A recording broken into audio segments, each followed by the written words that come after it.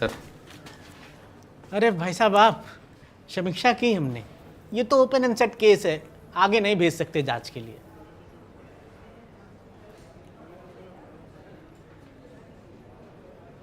क्या बोल रहे हो आप? फाइल रिजेक्ट करने में आपने सारे फैक्टर तो चेक करे नहीं है। हाँ, जिस लेवल की इंजरी है उस पर तो एक्सीडेंटल क्लेम बन रहे हैं, ओपन एंड शट केस बता रहे हो। बताओ क्या करना है?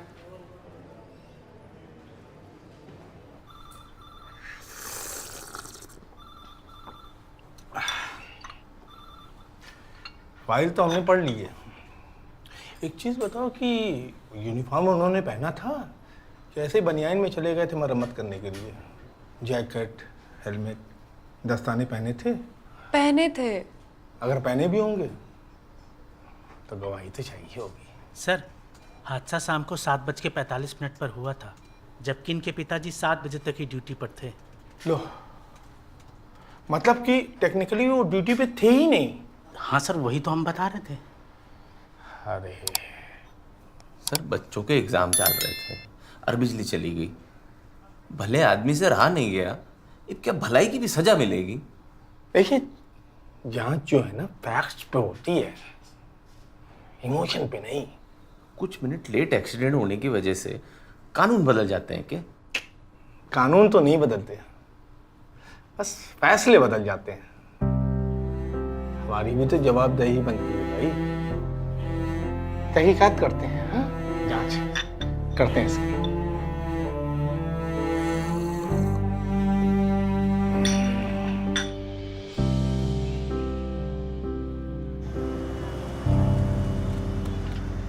दीवार में सर मार रहे हैं भैया, छोड़ दीजिए।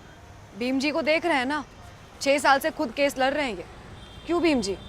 15 साल तक सिनेमा हॉल के टिकट खिड़की पर बैठे हैं, पर मल्टीप्लेक्स के आते ही जब सिंगल सिनेमा स्क्रीन बंद होने लगे तो हम भी अचानक बेरोजगार हो गए। न कोई मुआवजा, न कोई नोटिस।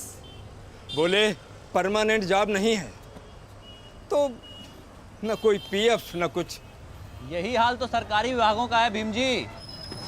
अब देखिए, 5 साल पूरे होने पे ग्रेच्युटी मिलती है, इसीलिए कितनी सारी नौकरियां केवल 4 साल 11 महीने के कॉन्ट्रैक्ट पे हैं। उसके बाद छटनी। लेकिन ये अफसर लोग, इनको सारी सुख सुविधाएं मिलेंगी, और अगर हम इस बात पे सवाल खड़ा कर दिए तो हम जनता को भड़काने वाले राक्षस हैं। वो क्या है कि हर जगह बैलेंस से काम नहीं ना चलता है भीम जी। तभी तो हम भी मुकदमा ठोके ना। हाँ, और नतीजा क्या हुआ? तारीख पे तारीख कहे सन्नी देओल बने घूम रहे हैं। अब मुंह मत खुलवाइए, आप चाय पिलाइए। देख, हर केस की अपनी मेरिट होती है। कॉन्ट्रैक्चुअल एम्प्लॉय के कंपनसेशन के और भी केसेस होंगे, कोई ना कोई रास्ता निकलेगा। बताइए भीम जी, अब अड्डे पे केसेस का भी मूल्यांकन हो रहे हैं क्या? हैं? वैसे बड़ा मुश्किल है कॉन्ट्रैक्चुअल एम्प्लॉय को कंपनसेशन मिलना। वो क्या है कि कंसेप्चुअल क्लैरिटी नहीं, यहाँ पे कानूनी फैक्ट्स चलते हैं। वर्कमैन कंपनसेशन एक्ट तो पढ़ ही लिया होगा एक बार। मुआवजे के लिए एम्प्लॉय का ऑन ड्यूटी होना बहुत जरूरी है। ऑन ड्यूटी मतलब ड्यूटी टाइमिंग के बीच। ननकू दादा ऑन ड्यूटी थे ही नहीं। हाँ, पर थे तो वर्क प्लेस पे ही। सब शब्दों का झोल है गुरु, इनका सब्जेक्टिव एग्जाम की तरह। अब खैर, गुरु ज्ञानचंद को और ज्ञान कोई कैसे दे सकता है भीम जी? है, आप दे सकते हैं। क्या बोलिया तुमने?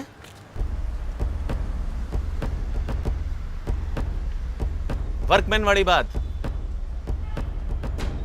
वर्कमैन कंपनसेशन एक्ट, उसके बाद वर्क प्लेस। हाँ, मैंने इस लॉ के बारे में बता सके क्या कंडीशन होती है? कंडीशन बस यही है कि रजिस्टर्ड लेबरर होना जरूरी है, बाकी गवर्नमेंट वेबसाइट पे पूरा दिया हुआ है।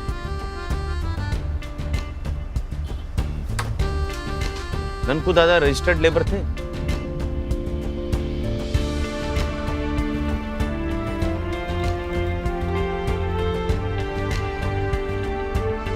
वर्कमैन कंपनसेशन एक्ट 2009 में ये बन गया था एम्प्लॉइज कंपनसेशन एक्ट।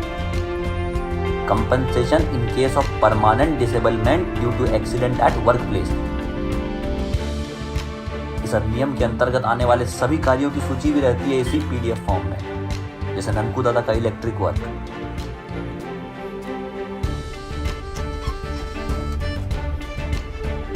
अब हमें ये देखना है कि ननकू दादा ऑफिशियल शिफ्ट पे थे कि नहीं।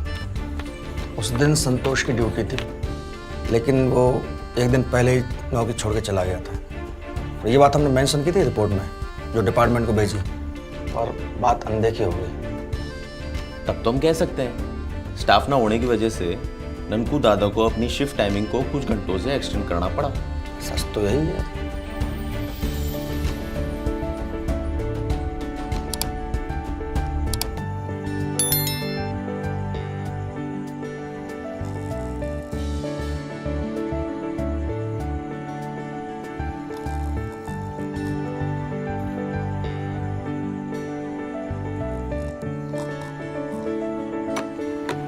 संदीप तू कद आया? सो जा बापू, सो रहा हूँ थोड़ी देर में।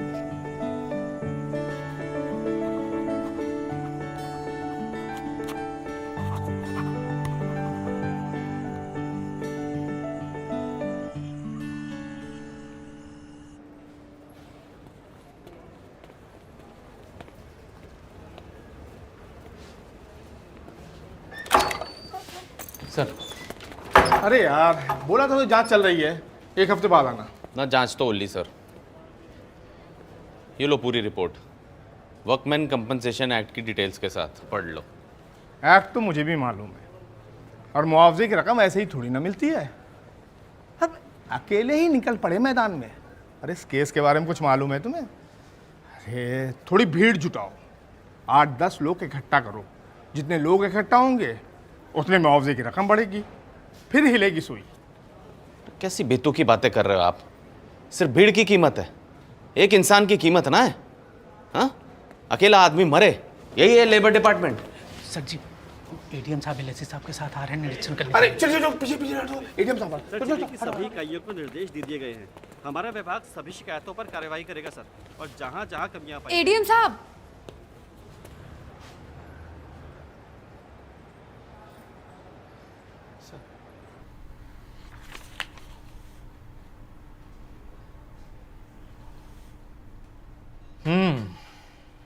भाई फाइल तो बहुत ही थरो है।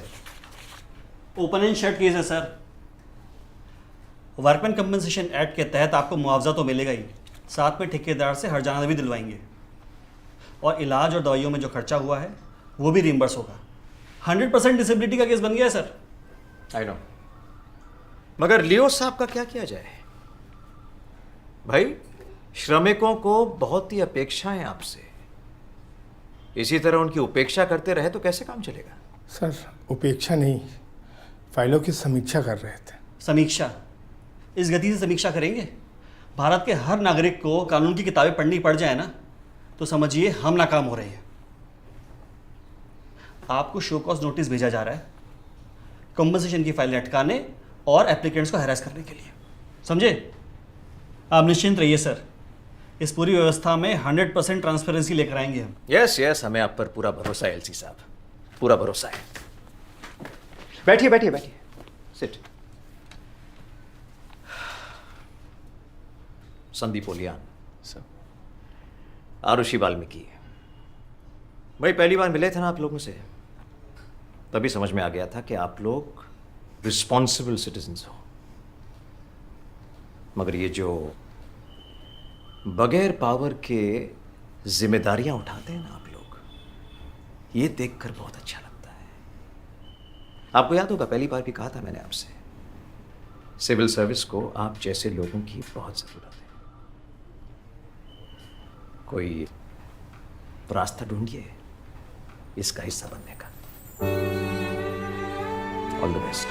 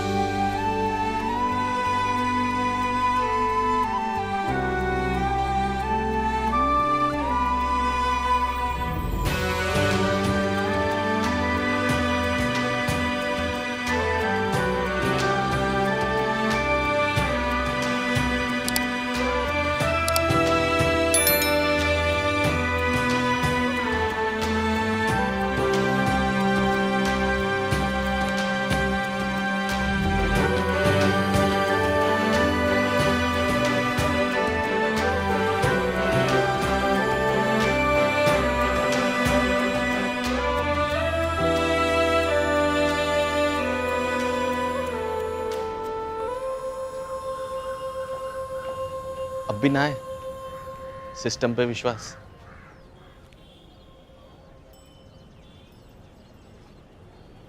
भैया अब हम समझ गए, सिस्टम ना लोगों से बनता है।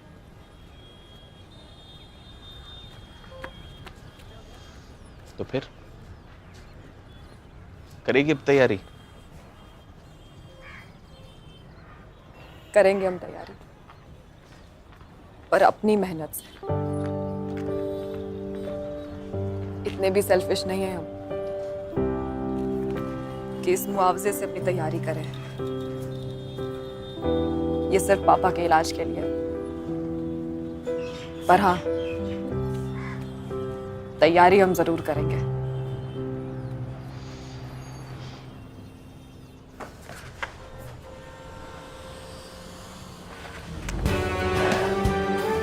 थैंक यू भैया। कमेंट्स में बताओ और ऐसी और वीडियोस देखने के लिए सब्सक्राइब करो।